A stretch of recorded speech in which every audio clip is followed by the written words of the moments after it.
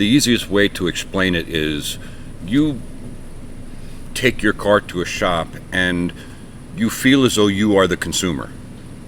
Yes. You're not the consumer if you're taking it to a shop in that environment. The consumer is the insurance company.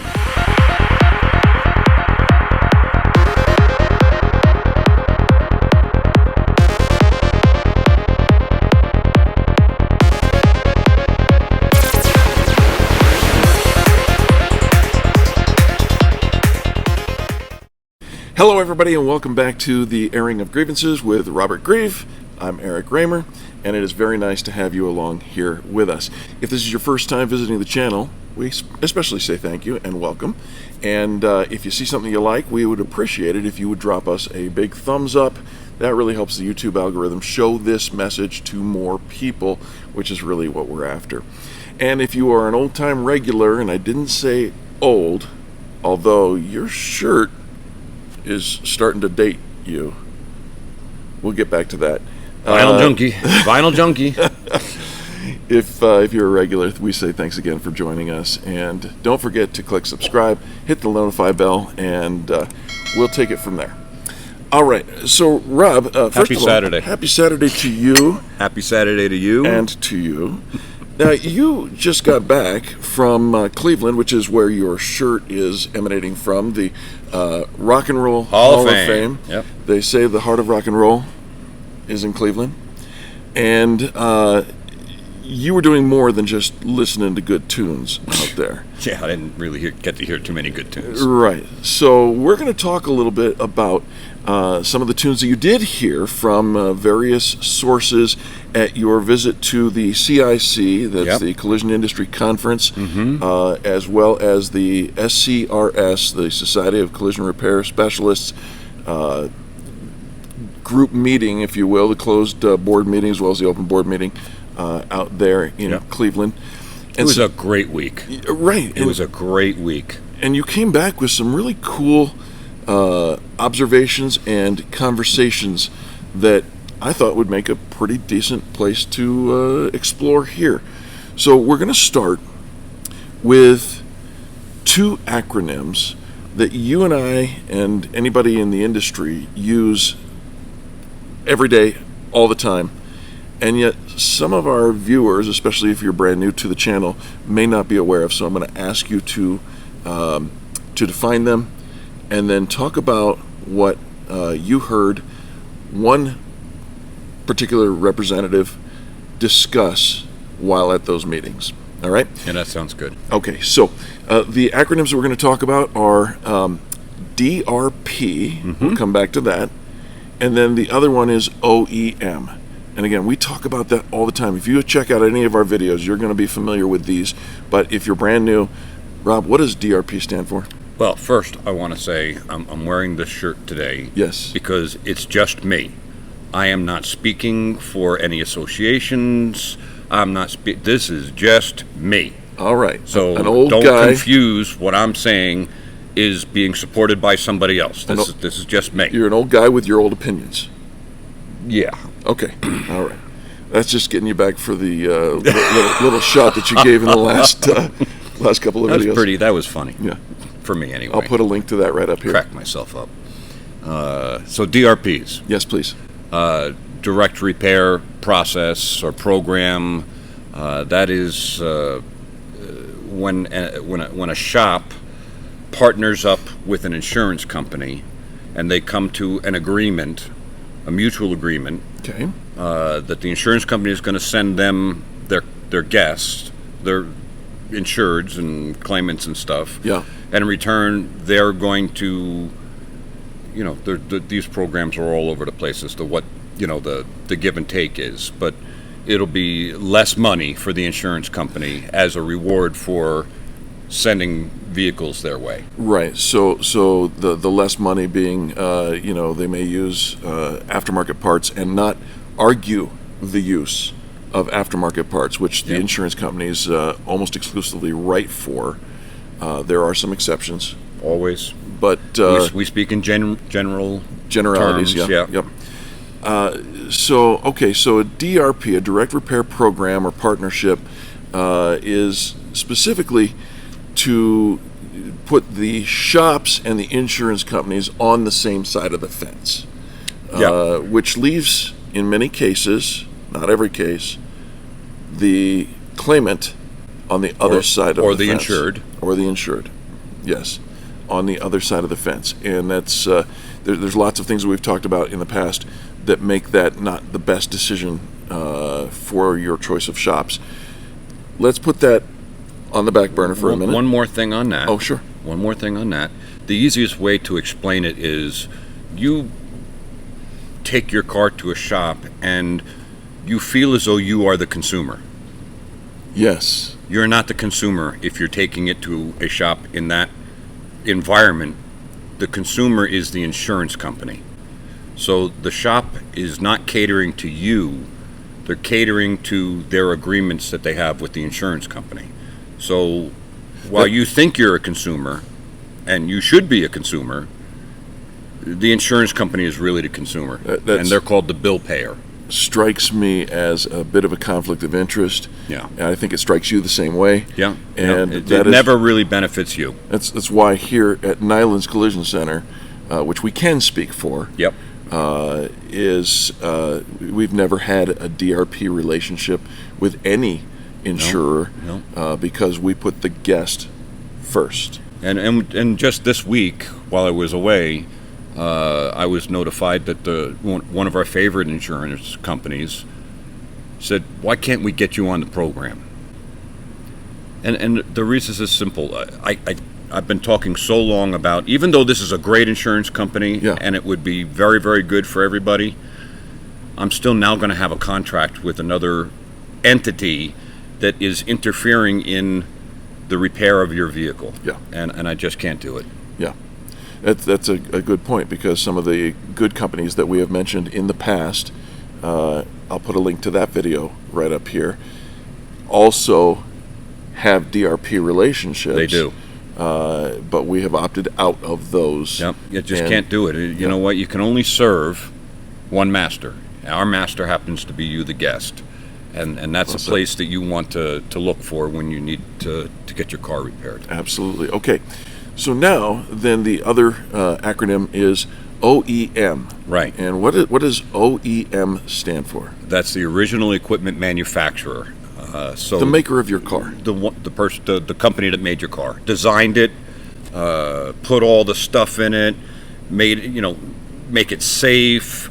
All the ingenuity that goes into the stuff that's in there, that's looking out for you while you're driving, and gotcha. And the safety systems that are built into it. So should you have an accident, the car is meant to do things to protect you.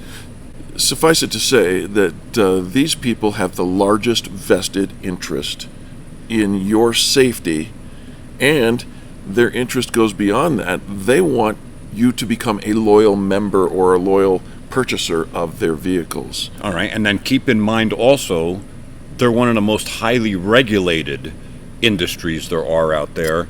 I mean, the IIHS, Insurance Institute for Highway Safety, yep. They want these pedestrian, detection and all sorts of other things to make the vehicles safer. Sure. And you have the government pushing from a different angle. They want all this stuff in the car to make the, fuel economy and safety. They're invested not only from the financial perspective, but also from the safety and regulatory Yep. perspective. So the manufacturers have a lot of rules they have to play by. Yep. But in the end, it's to keep you safe. Yeah. It's to keep you safe. I heard a story from somebody that frequents a Lexus training center that says on the wall there is some sort of gigantic poster that says, "Until we make a car that nobody gets hurt in, our job's not done." And people coming through for the training sign off on that. Yeah. And that's their goal, is to make sure people don't get hurt in their products. Yeah. Well, all right. So now that we've set the stage with those two acronyms, the Direct Repair Program, which is a program that is a partnership or a contract between the body shops, not all body shops, certainly not this body shop, and the insurance industry who is not always looking out for you. In fact, we've made the case that they're always looking out for their bottom line first. Bottom line. And the OEM, which is the original equipment manufacturer, are the ones who are actually looking out for you and your safety through the products that they design. Yeah, for many reasons. Yeah.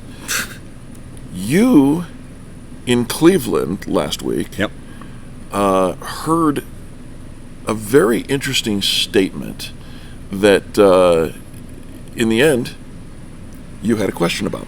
Yeah. So let's play out. What was the statement that was put out? Well, we're going to bring one more thing into the picture. Okay. Okay. And that's MSO. MSO is a multi-shop owner. All right. So one entity that owns multiple shops. Okay. So they're, the largest national player. I don't know. I think they have, 2,000 shops or just short of that, something like that. Internationally, Yep. We talked about them in another video. I'll put the link to that one right here. And by the way, when I put these links up, you don't have to tune out right now, but if you want to go back and check those videos out, that is a huge benefit to you, because these videos are specifically designed to help you understand the behind the curtains view of what really takes place in these. And MSOs, we're talking about, in the case that you just described, multi-billion-dollar companies who, if you watch that video that I linked to, you will see do not have much regard for your personal safety. No. Well, In that case. so the MSOs Yeah. become MSOs because they're getting funded largely by insurance companies through insurance companies referring their consumers to them. Yes. And let's add one other piece, and we've talked about this before. We have a video on OEM certifications, and it's not just another plaque on the wall, Yep. but in many cases it is. And these MSOs are also getting certified by the OEMs in some cases. So now the water is really starting to get muddy. Yeah, because if you've got a relationship with the insurance company and you've got a relationship with, or certification relationship with the OEM, you might have a very serious conflict of interest. Okay, so here is, that's setting the stage. Okay. A presenter at the CIC meeting made a statement that he believes that OEM certified collision centers and DRP relationships with the insurance companies can coexist in a shop, and it's going to be great for the consumer. I have a question, but apparently you had a question before I did. I did have a question. I couldn't get to the mic fast enough. I'm very much more interested in your question. I suspect they're going to be very similar. Yes. Well, here is the quagmire, if you will. Yeah. Insurance company wants to do everything they can to save money, and they'll tell you they want to save money so that it lowers your premiums. Never see that happen. Then you have the OEMs that want their car fixed exactly a specific way with specific processes, specific equipment, and specific materials and parts. Sure. Well, those two things go like this. Right. They don't enhance each other. They're oil and water. Yep. And you can shake it up and get it to go together, but it's going to separate. And you can't be, you can't really excel at either. Yeah. When working together that way. And so I just made, I said basically that, and followed it up with, we had a vehicle in here that we did a post-repair inspection on, a new vehicle. Brand new. With a temp still in the window. Yep. That was fixed by a certified shop, OEM certified shop, but was also a DRP relationship.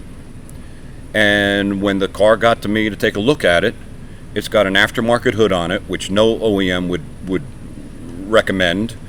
It's got a reconditioned basically junkyard headlight in it, and an aftermarket, not made by the manufacturer, AC condenser in it. Now, this Brand car new. has got hundreds of miles on it, not thousands. Right.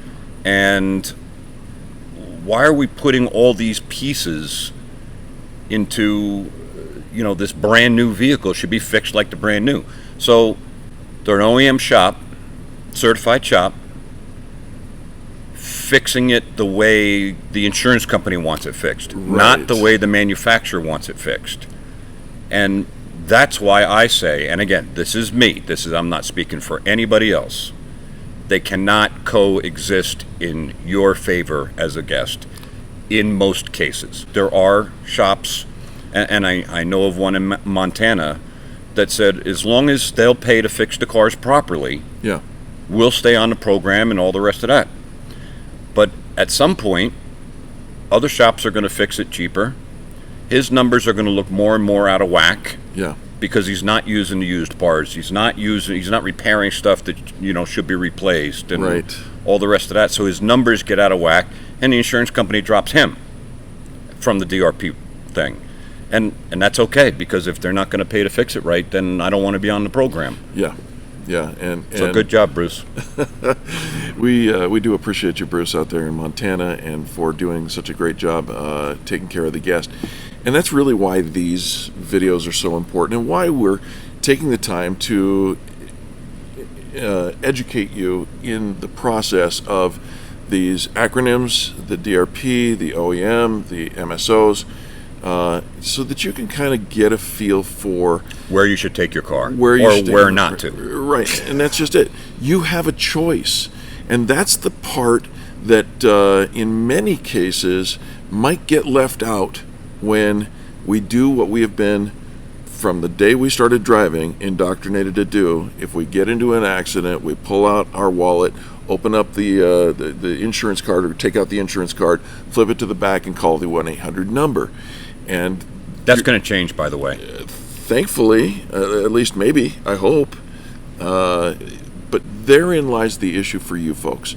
The reason we bring this to you is, if you are armed with the information and the questions to ask, when you God forbid, Yeah, we don't want you to have an accident. if you do though, or somebody that you know, somebody that you love gets into an accident, the first question that you want to ask any shop is, do you have a DRP relationship with any insurance brand? And in particular, the insurance brand that is paying for your repair. They become the bill payer. They become the bill payer, and at that point, they become the customer, and you Not so much. get the back seat. Yep, not so much. So I appreciate this conversation, and I appreciate your position in the conversation, Rob. Any last thoughts? Well, I will say this. You were right on to say that, we were taught, if we get into an accident, the first thing we do is open the glove box or open our wallet, wherever the insurance card happens to be, look it over, 1-800, and get the thing going. That is known as first notice of loss to the insurance company. Right. I would suggest to you that that's not going to happen anymore. You're not going to be calling them. They're going to be calling you. Yeah, we made a video on that as well, and here's the link to that as well for you to watch, because the times they have changed. They have changed, and they're just you're gonna have an accident, and they're gonna be on the other end of your phone, saying, "Okay, if there's emergency stuff, let's get that handled. Let's get a tow handled to one of our DRP places, and let's get the process started to get your car fixed." And you didn't have to make a call. Yeah. So, consumer beware. That's all. And if you have any questions at all, don't hesitate to Call put them. me. Yeah, call us. Here's the phone number. But also put a comment down below, and we're happy to respond to those comments. We try to make it a point to respond to every single comment that comes through. And if you would, we'd appreciate it if you would share this video with your sphere of influence. And I'm talking about on your socials. If you've got a couple thousand friends on Facebook, go ahead, click the link and share it to your friends and family on Facebook, because that's our target market. Those are the people that need to know that there's more to know in the event you get into an accident. So, I'm going to be incredibly unpopular after the airing of this, because there's going to be a lot of people that disagree with the way I think, but it's the way I think. Rob, I think it's going to be okay. All right, my friend. Thank you so much for your time, and thank you Saturday. for Happy watching. Saturday. Appreciate you tuning in and all your comments. Thank you again so very, very much.